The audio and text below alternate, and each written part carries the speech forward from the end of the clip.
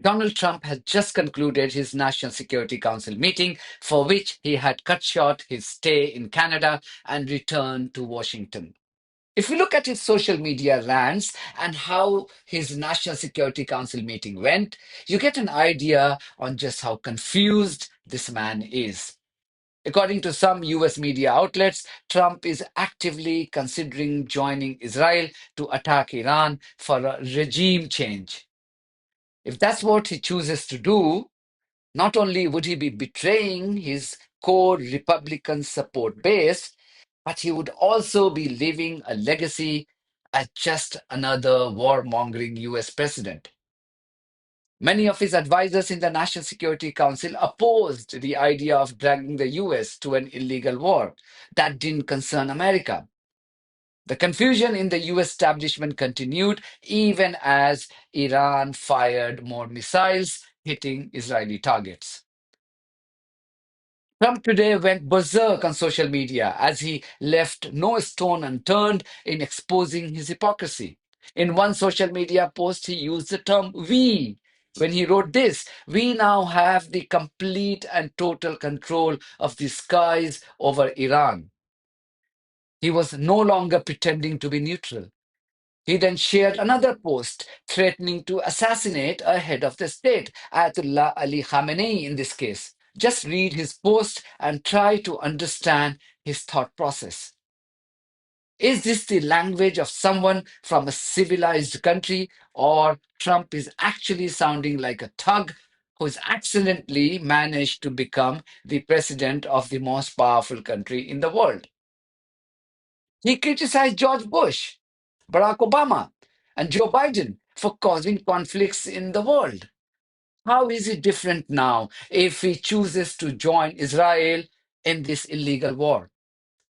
When a reporter reminded him about his own Director of National Intelligence, Tulsi Gabbard's testimony to the Congress in March this year, in which she categorically said that Iran was not pursuing a nuclear weapon program, his reply was this. Mr. President, you've always said that you don't believe Iran should be able to have a nuclear weapon, but how close do you personally think that they were to getting one? Because Tulsi Gabbard testified in March that the intelligence community said Iran wasn't building a nuclear weapon. I don't care what she said. I think they were very close to having it.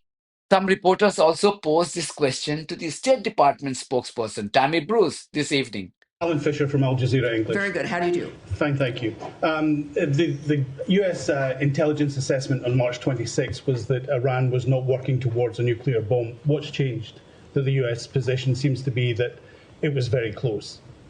Well, again, I can't speak to intelligence assessments, what may or may not have changed, or to the fact that it is President Trump and his team who are seeing things that matter when it comes to the decision making, and I think that that's what's happened here. Second question is, if the president in his first term was willing to give the Taliban 18 months to come up with a deal, why was there only 60 days given to the Iranians to discuss something which is much more complicated? Again, I'm not going to discuss the details of the decisions made by the president. Andrea? I'm just saying that was Tulsi Gabbard's testimony in open session to the committees. Well, yes, and as I've noted, today is not that day. Next, yes? Yes, sir. Tie in the white shirt. Thank you. Is that you're just suggesting that Andrea, we're moving on, please. Let's please be able to manage this. Sir. Clearly, when common sense stops influencing your decision-making ability, this is how you react. So common sense is not what is currently determining Trump's public pronouncements.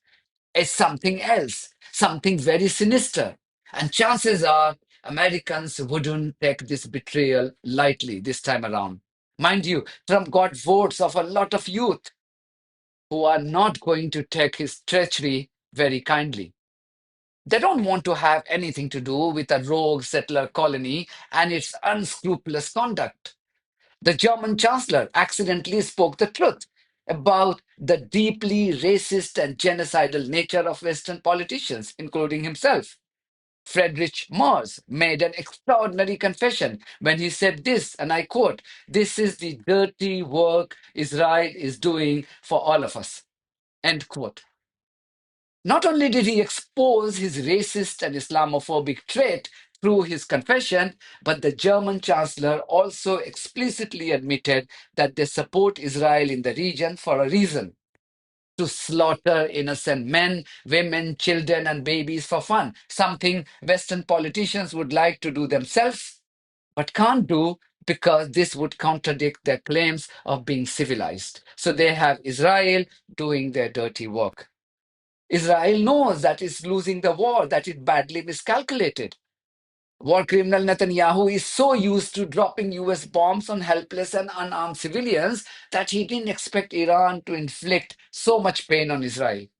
Despite suffering initial setbacks and not having any air power, Iran dealt a body blow to Israel by simply firing ballistic and hypersonic missiles. Such has been the ferocity of Iranian missiles that Haifa port is decimated, Haifa power plant is gone, Haifa oil refinery, a lifeline for Israel, in ruins, and its operation shut indefinitely, and the Mossad headquarters are destroyed. Such has been the embarrassment for Israel that the rogue regime of war criminal Netanyahu has gone nuts in recent days, enforcing its censorship on the reporting of the damages caused by Iranian missiles. So it's not a coincidence that Trump is suddenly being pressured to join Israel. Let's not forget that only a week ago, he was telling reporters about the scheduled nuclear talks with Iran. Both Iran and US were scheduled to meet on Sunday, this Sunday. But Israel launched an illegal attack on Thursday. The reason I'm stating these facts is to show just how compromised Trump has become.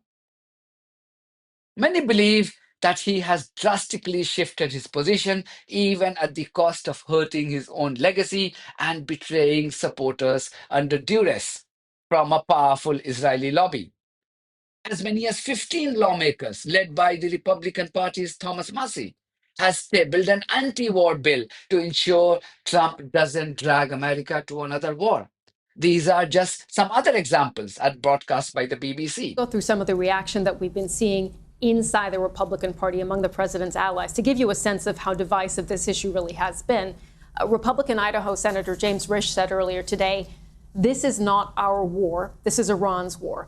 The president of the United States is the commander in chief of our forces." Look, everybody has different ideas. I think he has done a masterful job of threading a very, very difficult needle. Now, compare that assessment with what we've heard from hard right Congresswoman Marjorie Taylor Greene, who over the weekend tweeted the following, that people would find out who really was America first, adding, quote, "Anyone slobbering for the U.S. to become fully involved in the Israel-Iran war is not America first. MAGA." The reason to attack Iraq was the non-existent weapons of mass destruction. George Bush and Tony Blair massacred 1 million innocent people to please Netanyahu. The US and the UK killed 1 million more in Libya, once again to quench the genocidal thirst of Netanyahu. They joined these bloodthirsty terrorists to cause a Holocaust in Gaza, and now it's Iran. At what point would these thugs, masquerading as peacemakers and advocates for a rule-based world order, stop showing disdain to international law and international humanitarian law?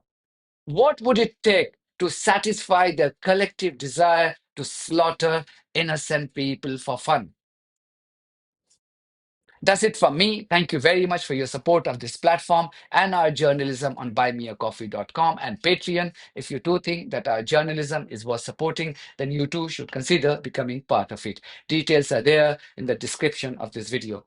In the meantime, if you haven't subscribed to my channel, please do so, because that's one of the many ways you can support independent journalism. God bless you all.